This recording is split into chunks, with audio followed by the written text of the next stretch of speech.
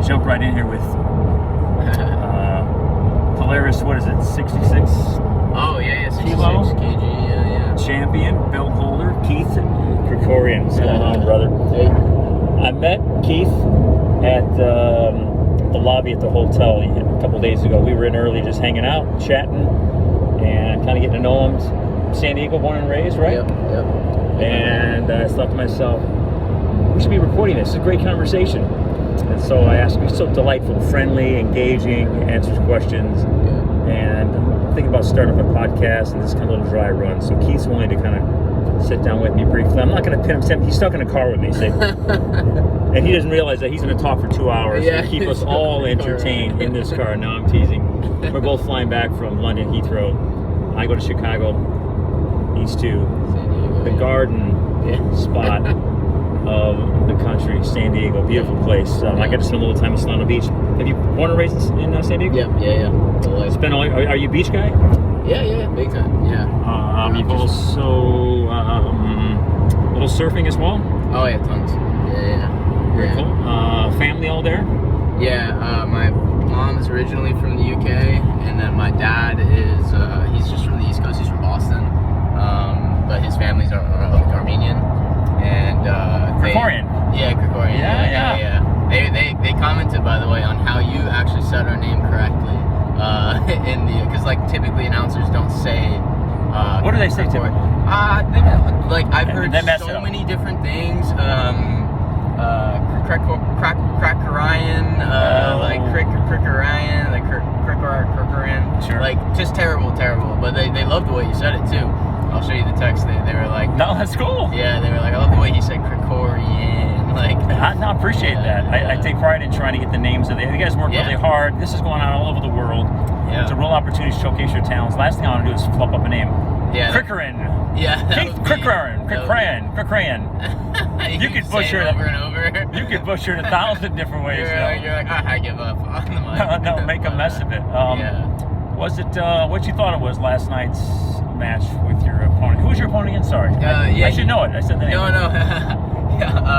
Is Cam Donnelly. He's a Scottish guy. Right. He was a very like late notice fill in. Like just like 2 weeks ago or a week and a half ago, they like texted me. They said my original opponent's out, and then they were looking for opponents, scrambling for opponents. I was just someone. Like I just want someone, so I was saying yes, but no one was accepting.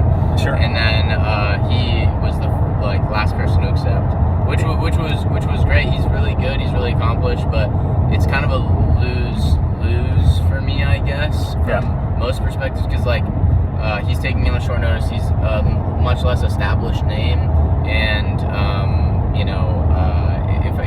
if he beats me, then I really lose. And if I win, it's not the biggest win in the world. So the pressure's really on you. The pressure's on. Yeah, I didn't really feel it, to be honest, but I knew it was gonna be a different situation than I was hoping for. Because the original match would have been a much I probably would have been not favored in the match, so it would have been. Who was it going to be? Who was it originally supposed to be? His name's Owen Jones.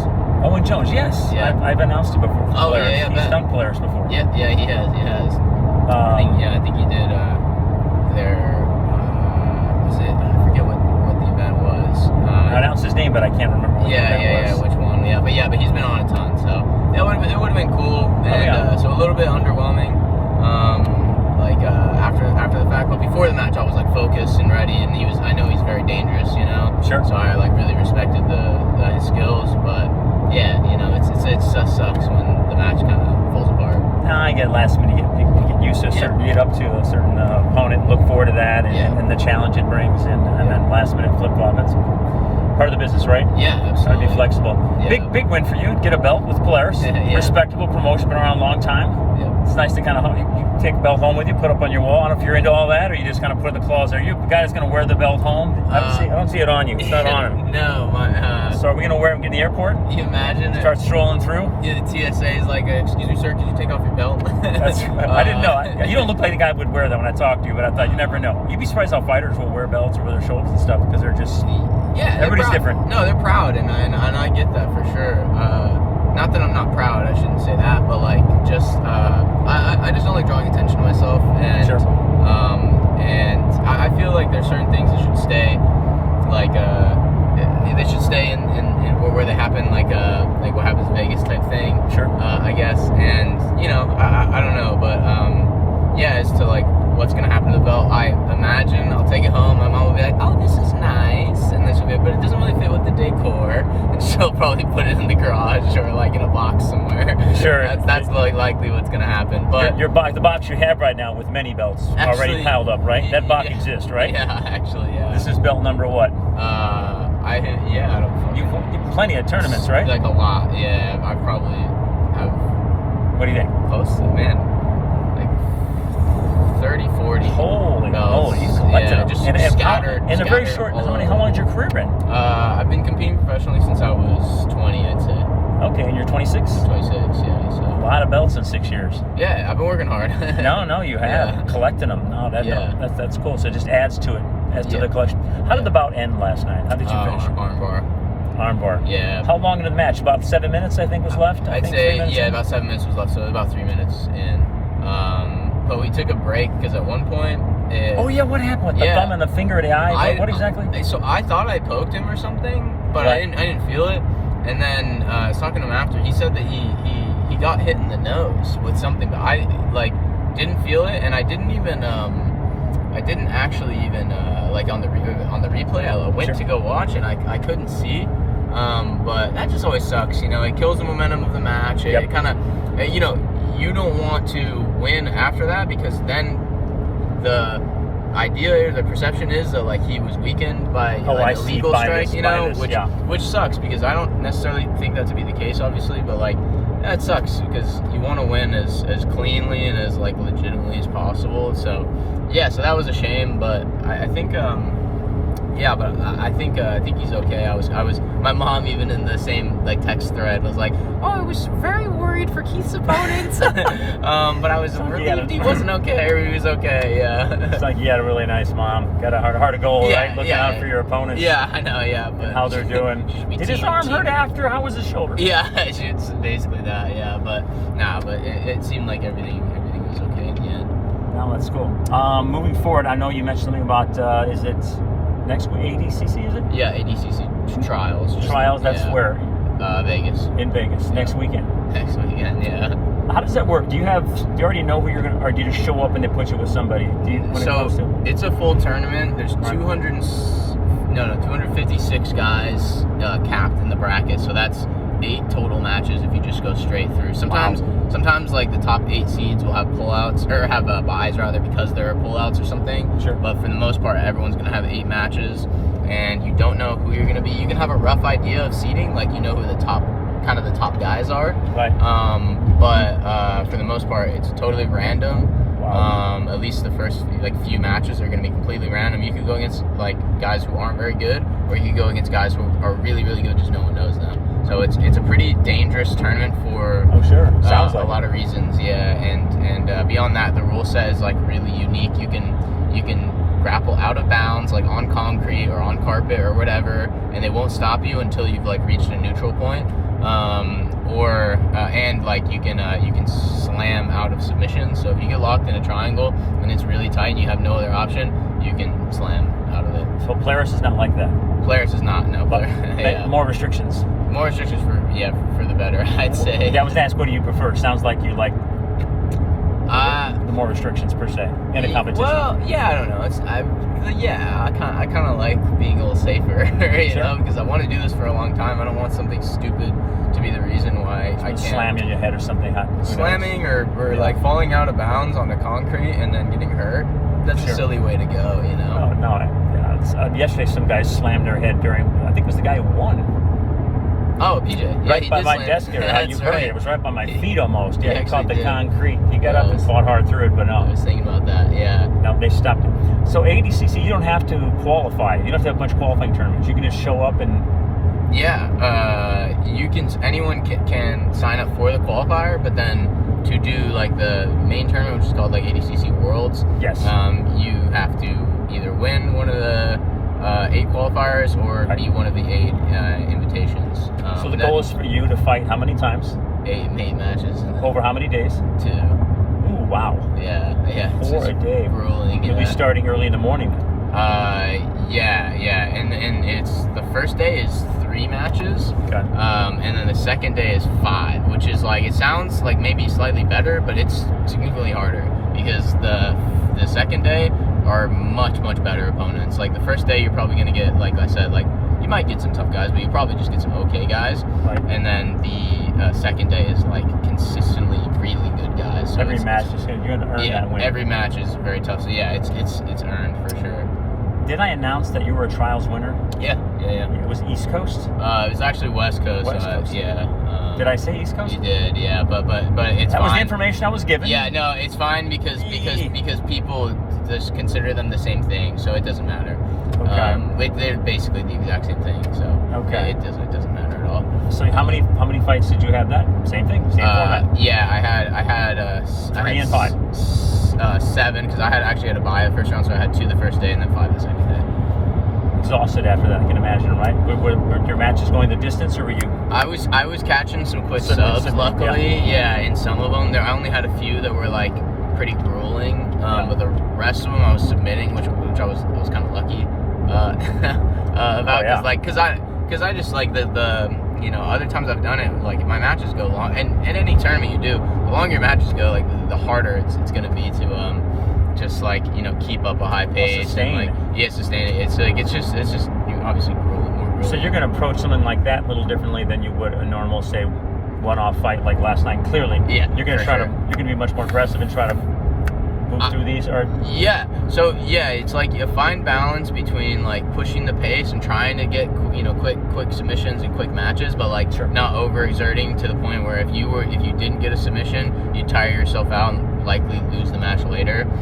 Especially the way the ADCC trials works is the first 3 minutes are sub only, so nothing really matters. So you can wing it, and a lot of guys do, but then the second 3 minutes is points, and if you get scored on in that short 3 minute window, it's pretty hard to like come back and then rescore on your opponent and that win. would make sense. And then even if you don't score at that point, then there's another 3 minute overtime that is also points, but you have to start on your feet and you can't like pull guard, so you have to wrestle, which is like so hard after you've already had a full 6 minute match. I can't imagine. Starting in general, having to wrestle in general is really hard, but after a 6 minute match is tough. So there's a lot of challenges associated with the rule set, but like I like that about it. I think it's fun because like I can get a little comfortable out and just like a Polaris or something is submission only, just kind of let things kind of happen as they will.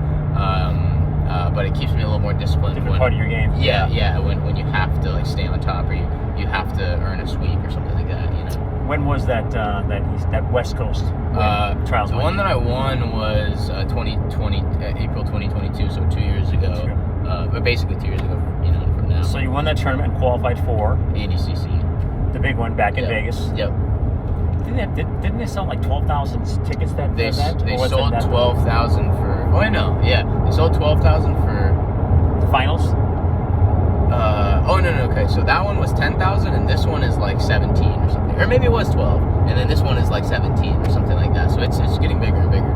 So when you wrestled in that final, how did that go for you? Not great. I went against a kid who's like I didn't really realize was as good as he is, which is like my mistake. I've competed against him in the past, and he was okay.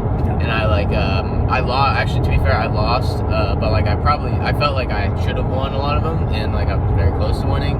So in my head, I'm like, all right, I'm almost as good as this guy. And then he got like a pretty quick submission, like relatively quick, like 3 minutes, and just really surprised me, like really shocked me. What did he get you in? In a Stemo lock, which is like an ankle lock where they like just compress your foot on their stomach, and then just like shattered my ankle and my he like fractured the end of my my fibular head, which is like the end of your fibula or whatever. So it's like my leg basically. So that wasn't very fun. How long it set you back when you left the mat? So I couldn't train for like, I don't know, 2 months, and then I didn't compete for another like 7 months after that. Because I was healing. One, it took that long. It to took get that back. long. Yeah, to we talk about ankles. Yeah, and then the other thing was just mentally, I was like, because that was 10,000 people that just watched me get my ankle snapped. Like, there's something happens in your brain where you don't really want to like go out there again until you're totally ready. So it took me a while to get to that point. Did it change anything about your approach? You seem to be a guy that probably was disciplined right out of the bat. So this is not a lack of discipline in any way. It happens in jiu-jitsu. Yeah. Guys get things pop snapped all the time. Yeah, you can do everything right and still lose. And get caught in that. So. But mentally coming out of that, just being in front of all these people, it took you a while to get your confidence back and to feel comfortable to get back in the tournament. Yeah. It took to even train. Yeah, to even train. I didn't want to train. What did you do in those 7 months? Because obviously you're passionate about what you do. Yeah. You're probably training many years leading up to that. You lost a part of the passion of your life for months. What did you do in that time to fill the... Well, it was a lot of it was kind of like deconstructive. Like I ate a lot, and I was drinking a lot, and I was like partying. I was going out a lot, right? And because your discipline, your love, your passion was kind of taken away from you because you weren't ready to. You couldn't physically for a while. Physically, for physical, you couldn't. It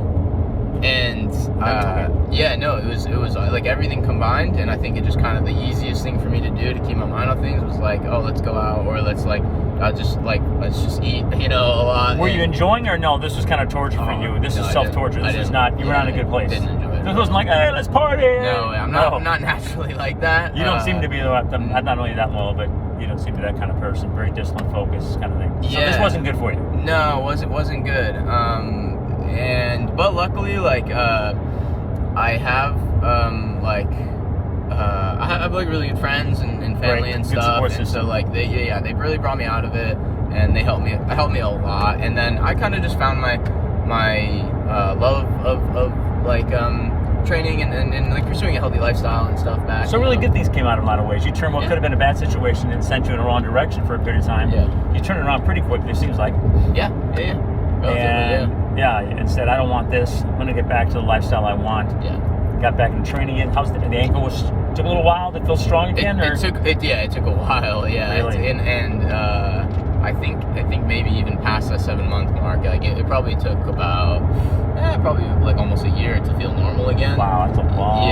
Very patient. You're very patient through that process. Yeah, for sure. But I've had it before. Like I've had knee surgeries and knee surgery. Yeah. See how easy he said, I have a knee surgery before. He said like it was no big deal. And it cut me open. What do you have? ACL, MCL? No, it was what do you call it? Meniscus? Lateral meniscus. Okay. So outside it was a meniscus repair. Sure. So that was it. But Scoped you, cleaned you up a little bit, and you were back pretty quickly, right? No, it took a while. That took a while. Okay. Yeah, it took a while. So that was frustrating. I remember at the time, and sure. But I was happy to know that I can mentally go through that, and that my life isn't contingent on being able to train every day or compete, or teach or whatever for a living. More balance. That was good. And I was a bit younger. I just graduated college, and I was still kind of at a crossroads. I was working a desk job, Interesting. I was still kind of at crossroads of what I wanted to do, and the knee injury actually did kind of push me into pursuing this full time, which was, I think, a good. So through that injury, it made you realize through the process of healing the injury and going through everything, rehab, the passion. Hey, I really like this. I want to focus in on this. So, where'd you graduate from college? What college? Cal State Fullerton. Sure. I graduated with a degree in communications with emphasis in journalism and a business minor. That's why you make a good interview. I guess so. Yeah. Oh no, I just gave you some things you go at. So you were working a desk job. Yeah. Doing your journalism thing. I was a mortgage underwriter. But interesting. Okay. Yeah. Regular day job. Something I cared about. Yeah. Sure. And through this injury, came out of the injury, kept the job, or walked away from the job and said, "Go head in as a professional athlete." Yeah, I walked away from the job, but when I say walked away, I literally just didn't open my laptop one day. I just didn't sign in. I'm burning this bridge so completely that I could never go back to this. That was my idea, which I know is not wise at all, but I It seems to have worked knew out. I knew what I wanted, you know. Oh yeah, I guess so. Yeah, thanks. I needed that, you know. Like I needed, because I wasn't happy.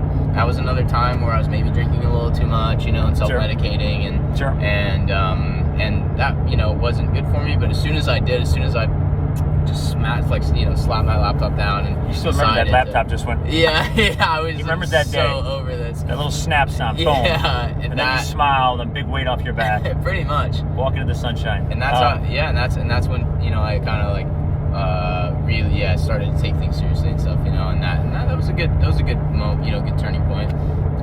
No, I like that. I like that. That you, like I said, went to college and pursued kind of an office job or a typical career sort of route. Had this passion for jiu-jitsu. You'd studied before. You've been training. Done plenty of tournaments, right? Up until that point. Yeah, you had your share. I taste quite a bit. Yeah, before that. Yeah. This is a couple years back now. This is back in, you're 26, so they've been 3-4 years ago. Yeah, that was about 4 years ago. 4 years. Laptop, boom, walk away. I know, like that. Yeah. And went right into going full-time into training. You keep your overhead low, right? Because you're with your folks.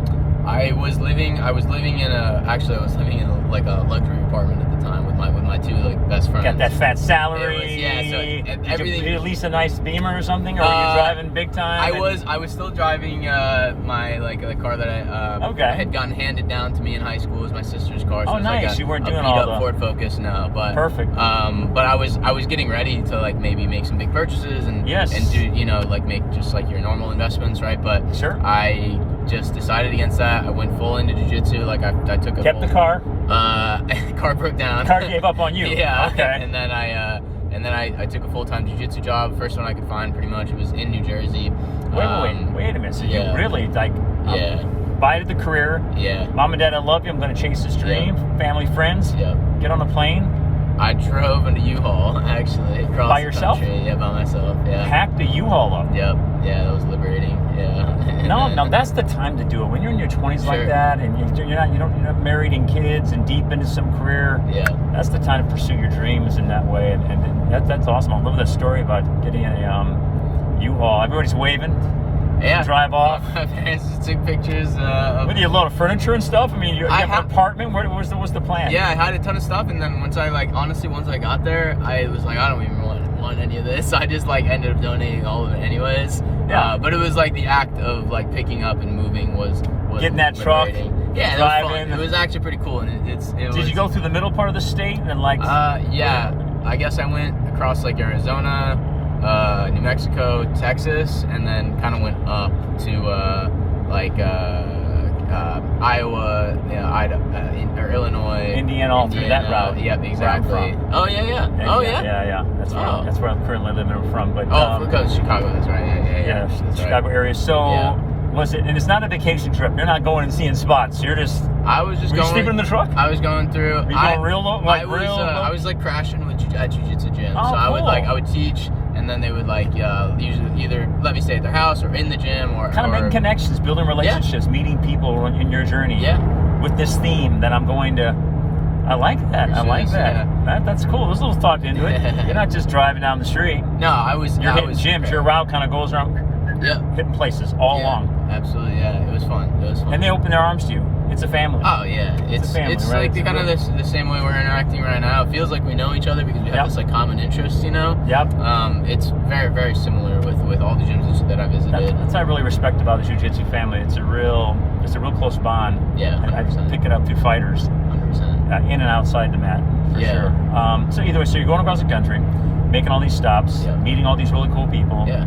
Did you say even teaching, or no? They're not giving you classes. You're just going and meeting and hanging out a little bit. Maybe training. Were you stopping? I was doing both. I was training, teaching. Yep. That's totally cool. Yeah. It was awesome. It was a great memory. Some of these people know you, right? Because you're known. Right? At some level you are. I mean, you're a very humble guy, but you've been right. Yeah, at the time I probably didn't have like a huge name or anything. Right. But like I had competed quite a bit. I had some like minor accomplishments. Sure. I think people knew me through that maybe. I had met some of them over the years, either through competing or just traveling or whatever. Or maybe they came to San Diego, you know. Right. So I had known, quite a few of them, but for the most part, it was just me kind of just going by the seat of my pants and And What a cool you never adventure to be on in your young 20s, on your own. Like I said, meeting new people, teaching. Yeah. These people get an opportunity to work with you. You get to work with them. Yeah, it was it's a fun. really nice relationship there. So you take this trip. Did this trip take a while because you're stopping and hanging out a little bit, right? Yeah, it took like 10 days, I think. That's not bad. It should take, if you were to go straight through, it'd take like 3, I think. But I didn't even entertain that. I was just gonna take the breaks in between, regardless. And the job was there, kind of. You left to give me enough time, so when you go there, you start the job within days of arriving. You find a place. Yeah, I stayed with my like former boss. He was pretty cool about just letting me stay in his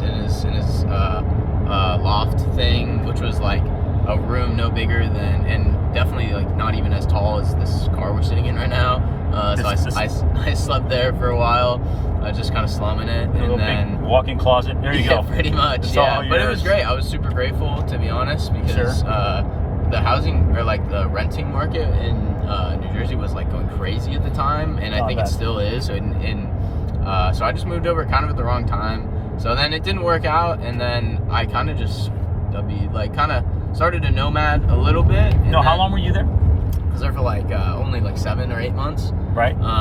Get some out of it in some ways. Yeah, tons experience, relationships. Right. Like general. Just general life connections. experience. Yeah, life meeting experience. people, all that. And after 7 months, you said, I've done enough here. I want to move in to do something else. Yeah. Nomad now. Yeah. And then I was kind of just not as married to the like teaching full time kind of job or like side of things. Yeah, no problem. Yeah.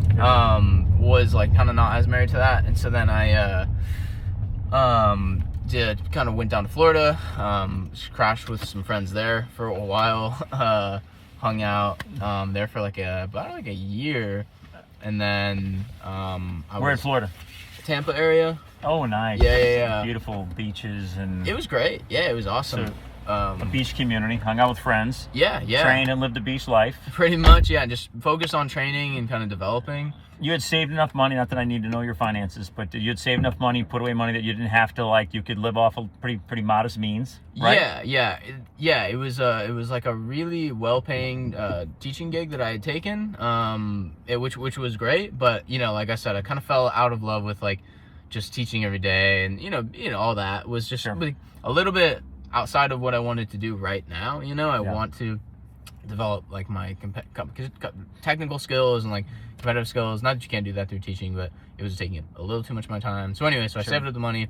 But also my friend Gino was like really cool about me just like staying with him. He didn't even, I just would kind of throw him cash, but he wouldn't even charge. Like he insisted on not charging me. Like he just let me stay with him. Friend, yeah. He's like there for that. He's reason. just anything but to support you. Oh, he's like one of Those the are great people to have. best people I've ever met in my life. No, it's great. What's his name again? Gino Tutera. Yeah, he's the man. He's like, very, very. Jiu-jitsu trainer. He's a black belt. All that. Yeah, black belt. Wow. Yeah, former MMA fighter. That family we talked about earlier. The connection you have. Yep. Yeah, father of 4, so like, yeah, just good guy all the way around. Yeah, super. Is he still there? He's still there. Yeah. So he's watching last night. Yeah, he was watching. Yeah. Totally digging it. Oh yeah, he's messaging me. He's a good friend. He supported you back when you were kind of He's so supportive of me, and he on really, your journey. Yeah, really believed in me when like I probably didn't even believe in myself. It's important to have people like that in our lives. Yeah, there's a lot of doubt that goes through your mind when you're making all these changes, and you're like kind of trying to pursue different things, and you're thinking about like, is this gonna work? Am I going to like look back on this and regret not just taking the full thing, like the desk job and the like stable career. Set yourself out. All the things your that like 401ks and your retirement and all the things you kind of you walk away from. That stability. Yeah, not even like fully realizing what you're walking away from, Yep.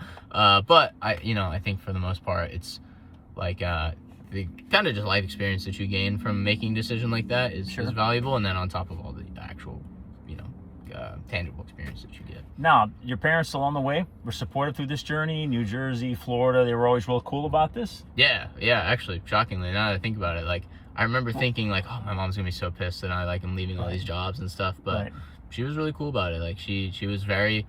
They trusted you. They just obviously. Yeah, I think they know Yeah. that they kind of like raised me the right way. Like they knew that they did all that they could. They did all the right things, and I wasn't. Probably sounding even happy for you Yeah, they were. that you're doing this. Yeah, and just doing your thing. They were really excited for me. Like my dad is he's a like a sommelier by trade, but he's actually like a What that is? it's like a wine expert. But you he's mentioned that. yeah, that's right. Yeah, but he's Yeah, you know, like formerly a chef. Now he's more on the management side of things. So like so he kind of pursued his passion, and so like I think he kind of understood me. And he moved from Boston, which is like the worst city in all of the U.S., to San Diego to kind of pursue a better life as well. Worse in what way? You just mean? Oh, it's just not a great place. It's just a different vibe. Yeah, it's different East Coast and West Coast. East Coast, yeah, different vibe. yeah. Different vibe. But where he was from was Worcester, which is like a mafia run, like slum, out like 40 minutes outside of Boston. So like it's just not the best place. And he's super. I'm sure he's super proud of where he comes from. But like he'd make it for a good interview too, I bet. Yeah, for Bring your sure. dad in here. Where's he? No, he'd probably have an interesting story too. Yeah. From East Coast to West Coast. Yeah. Well, he also kind of faced a similar, or like went through a similar path. Like he moved to Florida, and then he moved to Hawaii and like Vegas, and worked on a cruise ship. Like I think he really liked kind of. Oh, cruise ship. Wow, interesting. Yeah. I've taken a few cruises, so different. Yeah. Yeah. Right. Yeah. So you were talking about he's a, what do you call it again? Sommelier. Okay. Yeah, so wine expert, right? So, but I think he was just a chef on the ship, but sure. But he was always, you know, and he always pursued his passion, and he pursued like a better life, and I think that he respected that I was doing that too. Even so kinship there, he can relate to it. Yeah, absolutely. Yeah. Even though I was probably making a lot of mistakes along the way, like I think he was happy with me doing that, like making my own mistakes for myself and not intervening and like telling me what he thinks I should do, you know, etc. Sure. He was just really cool about all that. So and your mom's probably a big cheerleader, like a lot of moms just cheer their kids on, right? Yeah. She's just very supportive, you know, and she works for a nonprofit. Oh, nice. And she's has like a law degree. She's very like just very well educated, very smart, very like confident woman, and like I think that because she's so secure with like herself, that she was kind of like okay with me doing my, like she didn't need to live through me, or she didn't need to like, you know, control me, you know. Right. So that was huge. That made me feel good, you know. Obviously our, like as like any teen, our relationship wasn't always perfect, but nope. We kind of like grew together, and that that helped me kind of feel okay moving on, and kind of like knowing that we're always going to have a good relationship and stuff. No, it's great that mom and dad through this process, because it sounded like you have a really good relationship with them. You value that relationship. Yeah. They value it clearly. Yeah. Big supporter of you. Yeah. It's nice to hear that your parents, not all parents support what their kids do, and clearly they both did. Yeah. They didn't let any of their own issues or struggles per se. Yeah. That's a big one for sure. Yeah. For sure. You just live your dream and pursue it, and you're doing it. And you're doing it well, and they're happy about that. So you're in Florida. You leave Florida. Yeah. Well, I had met a girl out here actually, and we started dating, and then I moved out here for like a year. I'm thinking out here. UK, we're not talking Florida. We're talking. Yeah, London. Okay. Are you still with her? No. Okay. Yeah, we broke up. But you lived here. You said, okay, I'm moving from Florida to London. Yeah. I really liked her. Forget the truck. Yeah. Get the bag. Yeah, exactly. Get the bag. Fly over. Yep. And then you dated for a period of time before you moved. Right? You get to know her a little bit before you moved. Yeah. Sorry. Yeah, we dated. I was kind of back and we were back and forth for a bit. Yeah, and then you are adventuresome, fearless. Yeah. So you fly to a foreign country, which is totally cool. Yeah. And you live and train out here. Yep. Yeah. Where out here were you living and training? In London. London Grapple? Yeah, London Grapple in 10th Planet London. Okay. So I was doing that for a while, and what was that like? That sort of adjusting to the different world, you had a kingdom, a different city, new people. Was that totally cool? Obviously. It was awesome. Like, no regrets. It was tough. Like it was definitely tough. There's so many differences between like California specifically in America and the UK. Climate was a big one. The public transportation, or just transportation in general, like even if you drive, traffic is kind of a nightmare. Right. Public transportation is hard. The cities, like really, really expensive, and it's kind of, I feel like it was like a bit harder for me to make money, because I'm not as like maybe known in the UK, which was an issue. So there was a lot of new challenges. Yeah, new challenges, I'd say, and very unique. Yeah, but I loved her a lot, and I like wanted to like try to pursue a life with her and stuff. And I'm really sad it didn't work out, but like I think we're both better off for it, unfortunately. And sounds like no harm, no foul. Yeah, no. And amicably. Yeah, two people respect each other. Yeah. So how long were you here then? You said about a year? I was here for a year. Yeah, a year. Yeah. Live, train, did the whole UK thing. Yeah. Is their approach any different, or jiu-jitsu, whether in Brazil, United States, or in London? Or do you learn different? Obviously, I would think different techniques depending on what gym, coach, trainer. Or... Yeah, that's consistent. But I'd say like now everyone's pretty caught up to speed. For the most part, because of like there's like been like a wide kind of influx of like jiu-jitsu instructionals recently over the past like probably 4 or 5 years, and that has really, and from the best instructors in the world, Danaher, we were talking about the other day, and Gordon, etc. So like there's been a ton of just an influx of knowledge, like I said, and that's kind of caught most people up. Obviously, not everyone is going to be watching instructionals, but the instructors or whoever will, and they'll pass that on to their students. So that's made a big difference as far as like catching everyone up to speed. So you're here for a year, and then you came back to where you are now. So yeah, I'm kind of like 50% in San Diego now, and then 50% other places. Because I can travel and teach, it's like helpful for me to go to new places, teach at a bunch of schools, and then go back to San Diego, kind of recoup for a bit, and then do the same thing over again.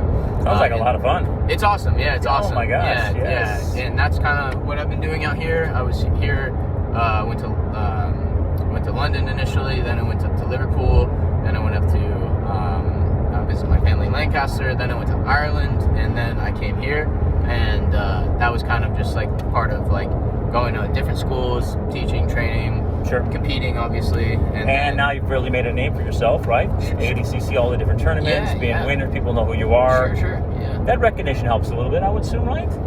Yeah. Does that matter? I think it does, and I think more than anything, and this is like what I do try to like tell maybe younger guys or whoever who do ask about stuff like that, is like I think your character matters a little bit more than your reputation on the like as far as a competitor. Like, so I think if you are treating people the right way, if you're like grateful and like and providing them something as well, like they will really value you. But if you're just going off for like, if you're trying to just go off your laurels, like your accolades or whatever, and you expect things because of that, like it's just I see the attitude and perspective not is a different the case. I see. Like staying humble, not. I think you should just treat people like people, and especially like the great message, Yeah, and I think like the least I guess like the most basic courtesy is being nice to people that are giving you opportunities and being kind to you. Yes. That should be, you should be nice to those people like baseline, and on top of like, but I really do think just everyone you should be nice and kind to, and just show like appreciation and gratitude towards. And that's lost on I think a lot of people who just chase accolades, they chase money or status or whatever. It's definitely not about that, and you shouldn't be doing it for those reasons. And great perspective, great attitude to approach life in general. Sure, right? Definitely what you're doing as a jiu-jitsu specialist and a world-class athlete, traveling, not letting any of these accolades go to your head. Staying humble through the process, which is kind of the message of what you do, right? Anyways, right? Yes. I mean, I think there's no truer form of like self-expression than like using your body for an art, True. And I like just that by nature of that, you kind of do kind of have like forced perspective, and then on top of all that, just like all the other things, the relationships, communication, communication skills you have to build, and things like that, and it's also like you kind of learn like I like to be treated this way. That's how I want to treat other people too. I want to make them feel how simple principle of life. Absolutely, treat others how you want to be treated. And that's my parents have been obviously telling me that since I was a baby. But you start to feel it once you start to enter the working world and like once you're coming up through school, you know, like if you have teachers that are shitty to you or whatever, or other kids, you know. Not showing respect. Yeah, absolutely. So I try to eat everyone, whether it's male or female, as if this person would be my mother or my sister or my brother. Absolutely. And I think it's a great attitude to have towards people in general. It sounds like you kind of carry that same sort of thought process. Yeah, try to. Yeah, and I'm sure. People respect. Yeah, and I'm sure you because you have 2 sons, right? Yeah, 13, 15, teenagers. So that's like, that's the age where they're going to start to realize that too. And I'm sure you're hammering that home. And I'm sure you've done a great job. Well, I appreciate. I try. I feel, and parents, you know, you have the good days and bad. Lead by example, though, and you set a great example from all I know about Thank you. No, kids learn by what they see more than what they hear you say. Absolutely. So I agree with you. By lifestyle, by example, is so important. Absolutely. Make that correlation between the jiu-jitsu life and life in general. So as we stand up to date now, you won something called a Grapple Fest. You won recently? Oh yeah, Grapple Fest. Where was that at? Liverpool. In Liverpool. How was that tournament? Was it fun, or was it a tournament, or was it a It was a single match. Right. Yeah, I've done it. I've done it a few times. The first 2 times I did it, I actually lost my matches. Okay. And it's part of the game. Win some, lose some. Yeah. But I was really proud to come all the way out, and I'd never traveled so far to compete. And so I was very happy about that I got the opportunity to do that. And then I came back another 2 times. The last 2 times that I've done it, I've had really good performances. I feel like against the best guys, you know, some of the best guys that I've competed against. So I felt really, really proud of that. And sure, we could raise your game to a higher level of competition and come off a victor. Yeah, that's always that's sweet. Always, that's the best feeling. I don't get any highs higher than doing, you know, working hard for something and then kind of manifesting it, right? And so I noticed that I checked out your Instagram, and I noticed I saw the picture of you with the belt, so I watched I think some of the matches on your Instagram. Yeah. Are you big on social media? I didn't look to see your followers and all that. I know you have an Instagram page and you kind of follow some of the things you do. Yeah. You spend much time in that world, or no? Absolutely. I actively choose not to. You know? But you do have a site. I have a site. Yeah. You just feel because I actually have a subscription-based website where I post techniques and and stuff like this, like audio stuff, and I think I was telling you about this, and that is I use the social media to promote that, but to direct them to that subscription site, like a monthly gives them access to all the different. What a great idea! Yeah, did you come up with that idea? Or my friend actually told me about it, and I had never thought about it before. But as soon as he said it, I set it up, and instantly I was making money, and that was a huge thing for me. Yeah, so it's so gratifying to be providing people a service and be making money through that. You know, that is such a great feeling because I'm sure you were the same way when you're coming up in the industry. You do things for free initially, or you I'm a trainer, I'm a personal trainer, so you kind of there's ways that you know, and announcing too as well. And you're talented at both, but you have to get your foot in the door, you know, and then let people see your talents. So you do kind of eat shit a little bit at first, and you know, yeah, we all do. But it's okay because part of the process. Now you're at the point where you're learn. doing huge shows and you're getting tons of clients, etc. And that is a gratifying feeling for sure, knowing you worked for that and you did it the right way. Absolutely. How long have you had this site up? 2 years now. Yeah. What's the site called? A little plug here. Yeah, thank you. What is the site? Patreon.com/KeithKerkorian. One more time. Patreon. It's a general platform that does subscription-based services, and you can sell products or you can just host podcasts, etc., stuff like that. I do videos and podcasts and stuff and breakdowns, rolling footage, etc. Sure. And I just have so much fun with it, and I love the community, and I love. Sounds like you're really enjoying it. The process of it. It is the coolest thing in the world to me. It's not the most money right now, but it's something, and I'm hoping to grow it, and I'm having so much fun, just in the process of that. So it's such a gratifying feeling, like I said, and well, you're doing something positive with your celebrity as you continue to grow and win these tournaments online. This obviously UFC Fight Pass has a good, huge following. Players, champion, all that sort of. As your reach gets bigger and bigger, people can kind of connect with you through Instagram, and then you can direct them towards this opportunity to learn through what you do and make a little money to support what you do. That's no harm, no foul. Yeah, no, absolutely, and that's I think what people recognize too is they are learning a lot. Hopefully a lot from me. But they are supporting. They want to support you. It's not about trying to take them for anything. It's just trying to support so you can continue to reach to others. Yeah, and I really appreciate that. And Yeah, to circle back, because I would like to touch on it, like the social media thing. Like, Sure. I don't think social media is a bad thing. Right. I think like over consuming negative content is a thing. So like Yes. being really mindful of who I'm consuming content from. I actively choose to only look at my friends, lives, who I'm like, I want to see the positive things in their lives, or just life updates in general in their life, or I want to see like positive content creators, like people that are gonna like add value to your life and give you healthy tips and habits and things like that. I love consuming that. Like I love Thomas DeLore and Huberman. Sure, familiar. Yep. Yeah, and this guy, you might not know him. His name's Brendan Ruth, but he's in I'll check him out. Santa Cruz Medicinals. He does great stuff, like truly life-changing stuff, and that is what I choose to consume.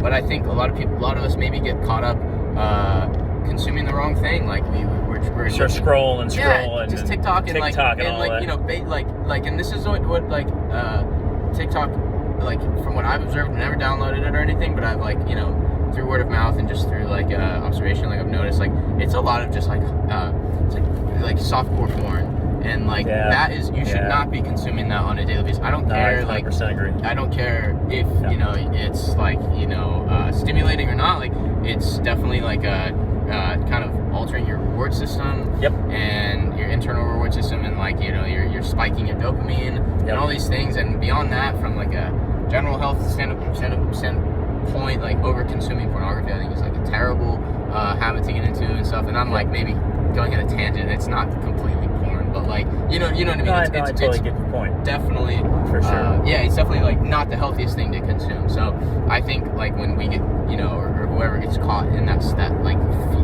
endless loop, right? Whatever it may be. Scroll on X or Twitter, very addictive, or anything, right? Sure. I think that's where it starts to be negative. So I try to be very mindful on what I consume, who I consume, or who I consume content from, and I generally find that it's much healthier for just my mind and anything. So that makes a big difference. So anyway, so to touch on the social media thing. No, I wanted your take on it because I saw you at a site, and how active are you on that site, and I appreciate that kind of give me your perspective on what you feel is healthy and really unhealthy behavior when it comes to, because certainly it's a topic of conversation on social media, what's going on TikTok recently, potentially being banned. Oh yeah. Not that I want to get into politics. Yeah, I was gonna say that seems more politically motivated, but I do think for the most part, we could put at least have a conversation about why it's good, why it's bad, and outside of politically, I don't really care if China looks at my fucking personal info. I mean, I do, but it's more I think it matters more, why are we addicted to this thing, and how can we maybe alter or turn it into our favor, So you're saying maybe some of this because it's so. It's basically the topic, prevalent news right now. It sparks conversation. There could be healthy dialogue. Yeah, I would think. How do you sure, speak to your not kids at all. about that? Or as a parent, your boys, my teenage boys, and your friends all consume it, and it's hard. Most important about raising your kids is teaching them self-respect. Yeah. And that can reflect in all areas of their life. Yeah. If they have a good self-value, self-worth, and they respect themselves, you're going to hope they're going to make decisions that are based in that. Now, of course, at that age, you're curious, and curiosity can lead all kinds of ways. But especially with the internet. No, for sure. You try to limit their content as much as possible. Oh, that's good. And as they get older, they're going to have to set their own standards. Yeah. You can guide them up until they're 18, and then they're on their own. Yeah. And so, for me, definitely want to be involved in their lives, and I enjoy the process. It has its ups and downs, but I enjoy everything about it, and I'm looking forward to seeing as they move on. Both my boys, they'll turn into great. I appreciate it. Humans, I feel confident in that for sure. To wrap this up, because I've had him on for this is 48 minutes. Oh, nice. Yeah, he's been very nice to sit here in the car and kind of chat with me. I don't know him. We just met this weekend. I feel like we've known each other a lot longer, to be honest. No, brother, you've been super kind. I appreciate that. I've always wanted to do this. I've been traveling as ring outs for a long time and met a lot of interesting people. I'm always wanting to ask that guy questions. I want to talk to him, and I've done it, but I've never recorded any of it. So this will be my first time ever doing this, recording a conversation. He was super nice to accommodate me We had this 2-hour trip to the airport. Yeah. I'm not going to keep on the phone for 2 hours by any means. No, Try to it's keep fine. this under an hour. I'll post this somewhere at some point once I figure that out. Yeah. It'll be in the next week. But it's been great meeting Keith. I appreciate it. Tell me about your journey. Before I let you go, moving forward, what's on the horizon for you professionally? What are your plans coming up here? You know, I really don't have any more professional goals. Like, I've kind of accomplished all that I would like to. I mean, there's always more, but like, I try not to just think more all the time. I think that like, the milestones that I look for are more personal. They're more like, Great. like I like you know, creating memories, like fun, like win or lose a match or whatever, you know, whatever. I like creating like good memories. I like meeting, you know, new people, and I love having conversations like this. And I love having meeting, you know, like just creating kind of like relationships like this and memories and stuff like that. So that's Great really, attitude to have. Great perspective. That's what I'm looking for. I'm like not really weighing my self-worth based on the outcome of a match or anything, which I think is something you can kind of learn when you're maybe younger. Unless it's really taught to you as a kid, you kind of have to figure that out on your own. Like, someone's gonna win, someone's gonna lose. Doesn't mean either of you is the worst person, you know. But I think we just kind of equate winning with success or like being a better person, but it's not really the case, you know, or being like a fundamentally like stronger human or whatever. That's not the case. So for me, it's just about like kind of enjoying the process, developing like my skills, getting better and better. Like I'm really happy to be, you know, I think consistently, you know, adding skills to my game and you know, adding new tools to my, like, even just my life, you know. Really healthy, well-rounded perspective, yeah. Thank you. Yeah, that's what I really want to pursue, you know, and I love that, and I'm you know, only going to be competing for, you know, however many more years. So I want to enjoy every moment of it, you know, and I want to give myself as many opportunities to like have a you know, like a healthy and you know, just like Life experience. yeah, great time doing it, and I think I'm doing that now. So No, that's great. So you have ADCC coming up next week. ADCC trials is next week. Next week. Yep. And then after that, hopefully another Polaris. Hopefully we'll both be out. Yeah. We'll do another one of these. that'd be cool. And a little follow-up. Yeah, and On your then, yeah, beyond that, just whatever See happens. where life takes you. Yeah, likewise. That's it. Yeah, it'd be cool. Keith Krikourian. Thank you so much. Thanks for the time. I appreciate it. No problem. Ladies and gentlemen, new Polaris 66 kilo. Yeah, we talked about that. Yeah. Yes, got that right. 66 kilo Polaris champion. Gave me up his time. I appreciate his name is Keith Krikourian. Got it That's right, right? perfect. Yeah, that's awesome. So, thank you, brother. Thank you appreciate so much, it. dude. Take care. Awesome. That's perfect. Awesome.